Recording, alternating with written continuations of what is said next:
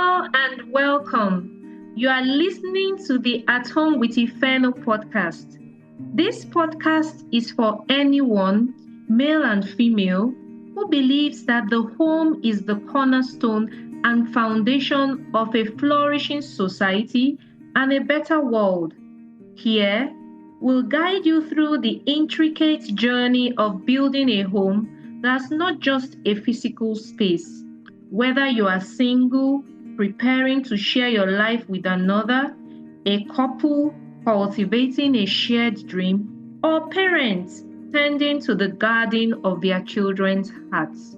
Every other week, we'll talk about topics like practical tips on managing family finances, creating a beautiful home, conversations on courtship, marriage, parenting, and much more. The At Home with Ifeno podcast offers a rich tapestry of inspiration and support.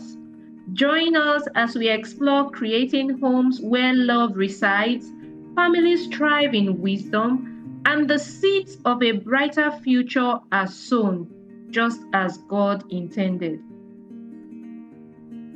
Hello, and welcome to At Home with Ifeno. Wow, we're already in the month of April.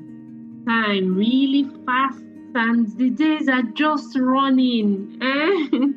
I want to say good morning, good afternoon, good evening, wherever you are connecting with us globally. So how are you doing? I want you to drop in the comment section. Tell me how you're doing, how your family is doing, for the married ones, how for the singles, how you are developing yourself, how you are working on yourself, in preparation for that beautiful union. And for anyone listening today, I just want to encourage you, do not give up. Do not give up. As long as you have the breath of God in your nostrils, it means there is still hope, there is opportunity for your life to count positively. You are welcome. In this month of April, our episodes are going to focus on parenting, and it promises to be worth your time of investment. So I want you to get your water, tea, coffee if you are seated at home or in your place of business or wherever you are. Just make sure that you are giving us your listening attention, because today's episode is going to be rewarding. It's going to be worth your time listening to.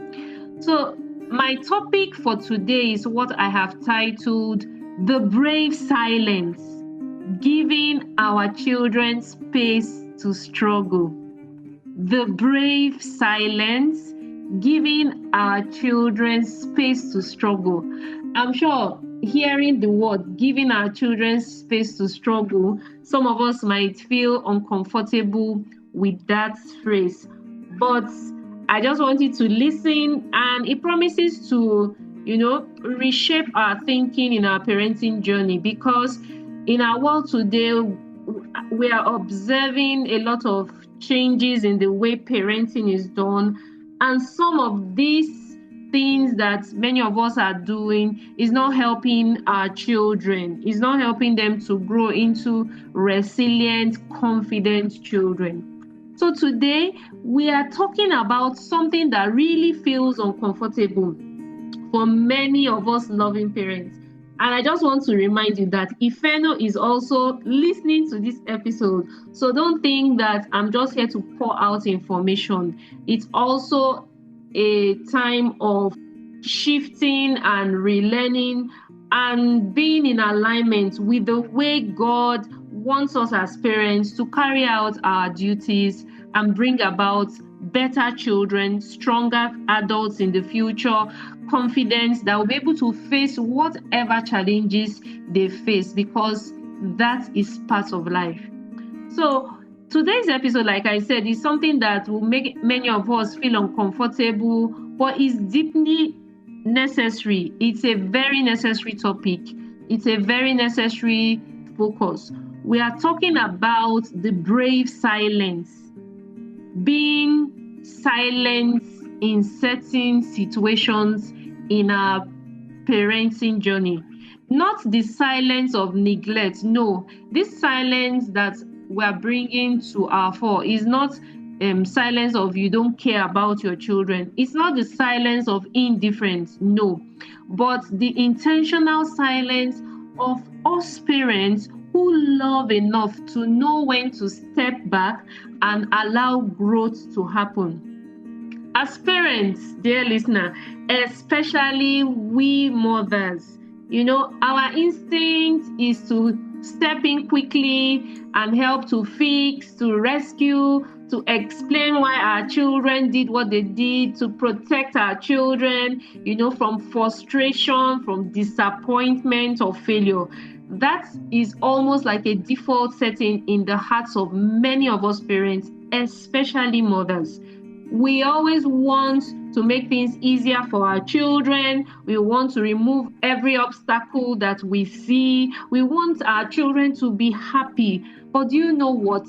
In trying to remove this struggle, in trying to remove the obstacles, do you know that we may unknowingly be removing the experiences, the very experiences our children need to build resilience, to build wisdom, confidence, and even faith? Do you know why what we're talking about today is very important? Because growth often happens in the space between a child's problem and their own discovery of a solution. I'll take that again. Growth in our children, in their lives, it often happens between the space where a child has a problem here and then there's a gap that leads to discovering the solution to that problem. That gap has to do with what are we going to fill that gap with? Are we going to allow a brave silence for our children to discover how they can bring about solutions to the challenges, or we are going to quickly fall into that gap and always rescue them? That space can really feel uncomfortable to us parents. Today's conversation is going to be about learning when to speak as a parent and when to love, which might sometimes require our silence. When helping becomes hindering, when you feel that you are helping your children, but when you look at it deeply, you are preventing your children from growing because you're always catching them. You're always there at the nick of time. How do we want our children to know what to do when they face challenges? So if you've ever watched your child struggle and you feel the strong urge to step in, they are struggling with their assignments, give them time to think. Today's episode is for you and I. So let's take a deep breath, settle in, and let's talk about this kind of love that I've called the brave silence that will give our children space to struggle, even when it is very difficult to watch. So let's be real, dear listener. Let's look at what we are really saying. I want to start with something very, very simple. So I want you to picture your child. Maybe your child has not grown above the age of knowing how to dress up. Or you could even go back memory lane for those of us that our children have outgrown this stage of, wearing their socks properly or buttoning their shirts. So picture your child trying to wear their socks or button their shirt or do their homework. And as a parent, you are watching. You watch them and you see how they are struggling. And inside you, your body is about to lean forward and your hands are about to take over, help them to tie the lace of their shoes. You want to help. And you tell yourself, I am just being supportive to my child. We don't have time, to wait at times, or we don't wait at times to see how our children will do. But today, I want you to ask yourself, Honestly, am I really helping my child to learn how to wear this shoe properly, wear the socks properly, button properly, or am I interrupting something very important in my child's life? Why is this very, very hard for us parents? And like I will say, especially mothers. Let me say it honestly. Sometimes we don't step in just because our child cannot do it. We actually step in because we cannot handle seeing them struggle. We need to give our children the space to struggle. And our frustration is triggered, when we see this happening. We just feel that, oh, let me just help. It will be faster. If I allow them to do the dishes or work in the kitchen, it will be messy, it will be slow. But let us allow them to struggle. Let the food get burnt. For the teenagers, they will learn. You will correct them. Let them put into action what you have said. Maybe you grew up having to figure everything out alone, and now, as an adult, you are overcompensating. Sometimes we parents, we say, no, I don't want my children to suffer what I suffered. I don't want my children to struggle. But do you know that not allowing them to go through that, tedious, don't get me wrong, it's a different thing when you neglect a child. But when you are allowing them to grow through the difficulty, to discover a solution, allowing them to think. So many of our children today are not expressing the ability to critically think, and it is because we are always running to save them. Maybe we feel that, oh, these children, they don't need to suffer, like I said, but we are destroying something that is inherent in our children. That same ability we had when we were younger, we are destroying it by not allowing them to struggle, by not allowing them to discover the solution, and then encouraging them to know that they can do it as they keep at it. There's a place to come in, but not rushing immediately to try and save our children. So I want you to look at it. As you look at your child, struggling at a young age. So there's a long-term picture. So let's fast forward to the next 15 years. I don't know whatever the age of your child is, age 4. In the next 15 years, your child will be 19, or you already have a teenager who is 15. And by 15 years' time, that child is already 30. That child is already an adult and maybe almost becoming a father. So your child is now an adult, your child then loses a job, which is true. I know in this part of the world, we are very religious and we say, God forbid, it's not my portion. The truth is that challenges are common to every one of us, including our children. So it is very important that we take this brave silence as a skill of parenting to see how our children will struggle and see how they can come up with solutions, and then come in as a coach when it is needed to tell them how better they can handle it. Allow them to bring, their own solutions first. So fast forward to 15 years ahead in the long run, your child has a problem in their marriage, in their conflict. They face rejection in the office or from relations. They feel stuck. For a moment, what do you want their first reaction to be? Do you want them to panic? Do you want them to be calling you on the phone, which is what many elderly parents are going through now? Do you want them to call you and say, oh, mommy, you need to come and help me fix this? Oh, mommy, I'm not staying in this marriage. Or to be blaming everyone. Do you want your children, your adult children, to be blaming everyone? Or do you want them to take a deep breath when they get that disappointment at work and say, yes, this is hard to face. I know I can do it because I've been through challenging times in the years that have gone by. Do you know that this confidence in a child doesn't suddenly appear 15 years in the long run? It doesn't suddenly appear at age 25 or 30.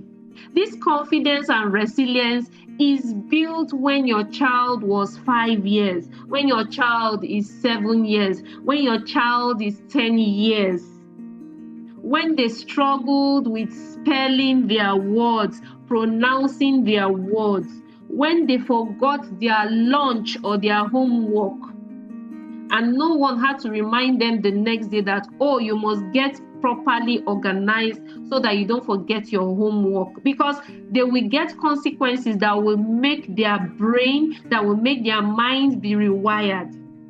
You know, when they had to even do some things again, they had to redo homework, they had to redo chores, and because they know that they will always be, inspected, there will be someone to follow up to know whether they did what they needed to do. These small struggles in their young formative age is what will build strong adults. So, dear parents and dear listeners, I have come today to tell you that suffering or struggle is not suffering. I'll say that again. The struggle that our children go through is not suffering, because if you look at your life as a parent, you go through struggles even in this present time as I speak to you. Let's be honest. So if we don't allow our children to struggle, if we feel that every difficulty is suffering, how do we want them to face the challenges, to face the real world when they become adults, when they have left under your roof, when they are now independent, and even if they are making choices, you will not be the first person they will ask. What do you want them to do if we don't build them at this young age to struggle and know that it is not abandonment? So let me get this clear. I am not talking about neglecting our children. I am not talking about abandoning your children emotionally. There is a difference. There's a difference from saying I don't care and saying I believe in you. That despite this difficulty, you didn't do well in your test, I believe you can do better. So this brave silence that I'm encouraging us to add to our parenting strategy is not a cold one. It's a warm strategy. It's a warm skill. And this is how it looks like. It looks like you sitting by your children, and as you calmly watch them, not rushing to rescue them. Don't get me wrong, a child falls and the head is down. That is different. I'm talking about rescuing them from their responsibilities, what they're supposed to do, washing of plates, doing their homework, cleaning up, and there was a spill. Allow them to clean up and do what they can do. And then you can now finish it up or tidy it up and tell them how they can do. But you are being present even in your brave silence. It's a brave one, because many of us parents actually struggle with this parenting skill that I am speaking about. Ifeno does at times. You might say, I can see that this is difficult, but I'm here. You need to try again. That is what brave silence means. Not controlling, not saying, bring it, I will handle it. No. So let us not see struggling for our children as suffering. Not every frustration our children go through is an emergency that we need to run quickly and fix immediately. So I would like to share some practical ways, about 4 practical ways of how to put this brave silence into action. Practical ways of putting this brave silence into action. The first one is what I have called the 5-second pause. The 5-second pause. So before stepping into a situation that your child is or your children are going through, can you just count for 5 seconds, just 5 seconds. 1, 2, 3, 4, 5. Do you know that as you're counting 5 seconds in your heart, not necessarily out, you'll be surprised how your child has figured out what to do about the situation. Yes, sometimes they just need that time to think. So one of the ways to practice brave silence is for you to be silent for about 5 seconds. Wait and see what your child will do. They just need to think. They just need to look at it. And because God has put this inside every one of us, as we allow them to take that critical thinking decision, we will be surprised that they will find a solution. But the problem is we interrupt so quickly. So one of the ways to practice this brave silence is the 5-second pause. Pause for 5 seconds before you interrupt. Pause for 5 seconds before you interject. Number 2, change your language. Change your language. Instead of saying, give it to me, your child is struggling with their shoe, and you're saying, bring the shoe here, let me help you with the lace. Why don't you say, what is confusing you? I have shown you how to lace your shoe. Where are you finding it difficult? Instead of saying, you are doing it wrong, say, what part are you not getting right? Instead of saying, bring it here, you are wasting time. Say, show me what you are thinking about, even in this assignment. What don't you understand? So our language is very, very critical. How we respond when our children are struggling. Don't look for an opportunity to just grab it, but see how you can guide your children. You are a guide to our children. We are guiding them and we are showing them the way, not just taking it and doing it for them. No, you guide. You can say, okay, turn to the left or put it on the right. As you are speaking, they are doing it, not you doing it. So our language is another critical factor of embracing the brave silence to help our children become confident and resilient to be able to face whatever challenge life will bring their way. Number 3, allow small consequences. This is where many of us are not doing well. Allow small consequences. For every action, there is a consequence, either positively or negatively. The negative actions bring negative consequences, which would come in different ways. So, for example, your child forgot their sweater. This is actually a teenager I'm talking about. A child in JSS 2, 3, already in senior high, forgets their sweater, and when they get to school, they are feeling cold. Do you know that cold that they feel will teach them faster than having a lecture of running to give it to them and tomorrow again? Because when you run to give them that sweater that they forgot, in their mind, they will say, Mommy will bring it to me. That is what will happen. But when they feel cold or when they forgot their homework and because of that, they had lower scores in their continuous assessment, not because they were not serious, but just because of that. After, especially when that child has been given a chance over and over, let there be little consequences. If they didn't study well and their grades drop a little, let them see what the result will be. You can sit with them afterwards and reflect. You can ask your children, okay, so what do you think? Why do you think you didn't do well in your test? And what do you think you can do well? This is what we are to do as parents. This is guidance. This is training. This is not rescuing.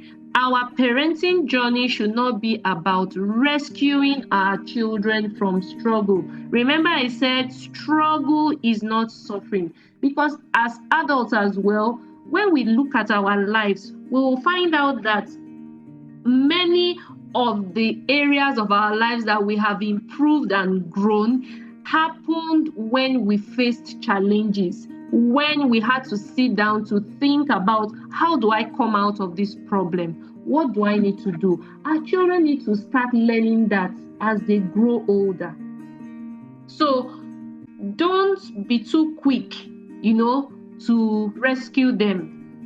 Let them know that there are small consequences for their actions. They forgot something, they might be denied what they should have gotten, so that next time nobody reminds them. They forgot their homework and that deprived them of getting some marks. Next time they will remember that if I'm going to get that grade I desire, then I must put my things in order. I must get my things ready.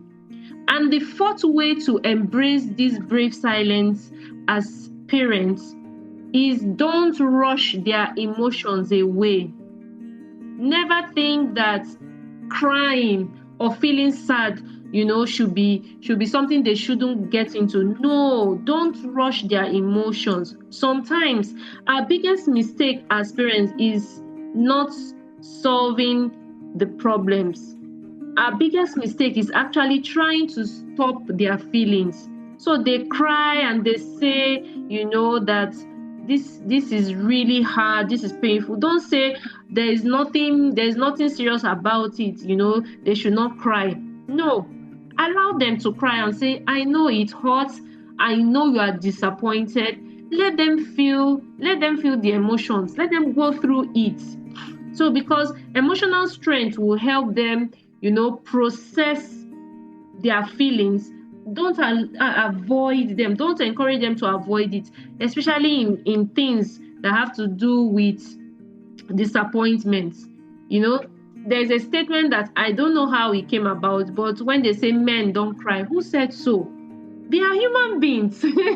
So many of us, our children, the male children, our boys are crying, and we're saying boys don't cry. Who told us that? Please don't rush or shut down their emotions. So I'll go through it again. The strategies or practical ways of embracing this brave silence is: 1, the 5 seconds pause. 2, change your language. What are you saying to your children? 3, allow small consequences for their, maybe their failures or whatever they didn't meet up to expectation. And 4, don't rush their emotions away. Allow them to cry. Yes, they felt bad, but they should not remain there. Then you encourage them. You make them know that, you can try again. It's not over. There is still hope. There's still opportunity. So now the real work is for us as parents, because many times this brave silence is actually, in another word, called self-control. It requires us as parents to manage our own anxiety. Why are you anxious, dear mommy? Why are you anxious, dear daddy? Why don't you ask yourself, what do I need to fix, about the way I parent my child, so that I do not deny them the ability to overcome challenge in the way that they would grow in it? Because this is what is making many of our young ones, get into things they shouldn't get into, because they feel failure is final. They feel they are the failure, but failure is an event. You didn't get it right, you try. Yes, it might deprive you of some benefits or some things, but over time, such an individual, such child will grow into a resilient adult. So as parents, sometimes we rush because we want to look like the good parents. We want to look like the perfect parents. But let me remind you that parenting is not about performance. Parenting is about preparation. Parenting is about preparation. We are not raising children just for now, just for today. We are raising the generations coming behind us. We are raising adults, children that will become adults that can think, that can recover from disappointments, that can easily adapt when things don't go their way, and that can go through challenges and come out victorious. So let us stop removing every obstacle our children face. Let us not remove the training ground that our children will use to build confidence and resilience, because challenges are common to all. Challenges are common to all. So I know, like I said, it will feel uncomfortable. There was a day, my daughter struggled with her lace, and I told her that she can do it. She did it the way she could. It got loosened. I told her she should come back and sit down and try it again. So after a while, I found out that she could do this without even blinking. So just imagine that immediately she couldn't do it, I ran to do it for her every time. And the day I'm not there, and that is what will happen. Our children are not always going to have us, to rescue them, especially when they have grown to that point where they are no more under our care. So it begins now. Whatever we are doing today, let's remember that we are already training them and building them for the future. So let us not, see struggle as our enemy, or that struggle is the enemy of these children. No. And your silence is done with love. Your silence is not abandonment. Your silence is not neglect. So as we come to the end of today's episode, I want to leave you with this gentle reminder that love is not always loud, dear parents. Sometimes love is quiet. Sometimes love watches. Sometimes love waits. And sometimes love trusts. And that is what this brave silence, allowing our children, giving our children space to struggle, is all about. The brave silence that I have come to present to you today is not about withdrawing from our children. No, it's not about staying away from them. It's about staying close enough to support them and be wise about trying to control everything concerning our children. Because one day, our children will face challenges and we will not be standing beside them. What will they do? What will they do? And this is one thing that I personally remind my children. Not because I'm not going to be alive. No, but there will come a time where it is what you have been trained about. It is the way you have handled the difficulties that will give them an idea of what to do. So let this confidence be groomed by them carrying on, going through the small struggles that they go through every day or every other day. Every time you resist the urge, dear parents, to immediately fix everything, every time you allow your children to think, to try, yes, they will fail, let them try again, it's not over. Remember that you are not abandoning them, but rather you are strengthening them. You are teaching them that you believe that they can grow. You are teaching them to trust process. Process takes a while.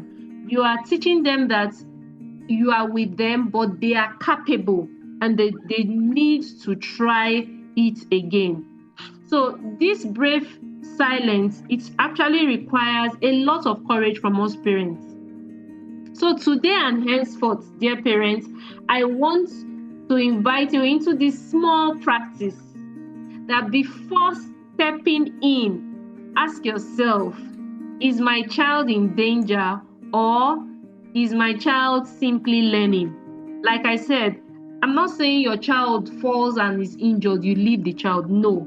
But when it comes to things about trying to, profile a solution, their schoolwork, we don't need to do their schoolwork for them. Let them think. Let them use that capacity that is inherent in them. If our children are learning and they are given that space, it will allow them to grow.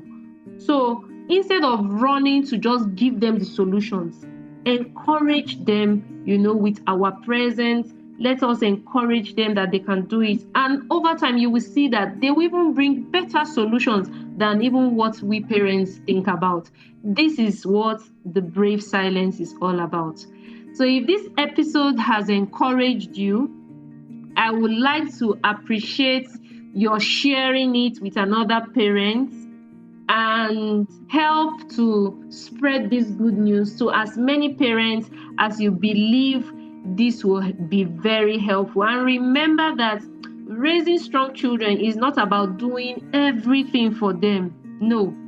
To raise strong children, we don't need to do everything for them. We need to prepare them for life through love, through patience, and through resilience.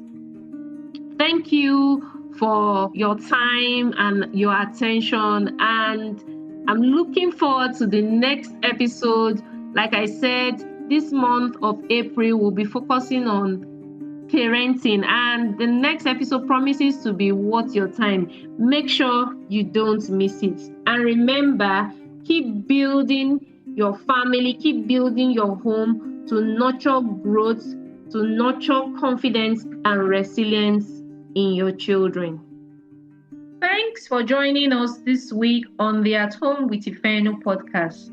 Check us out on Instagram at Ifeno17 and on YouTube at Home with Ifeno podcast. Subscribe to our YouTube channel to catch every new episode and leave us a comment so we can build a strong community. See you in 2 weeks' time.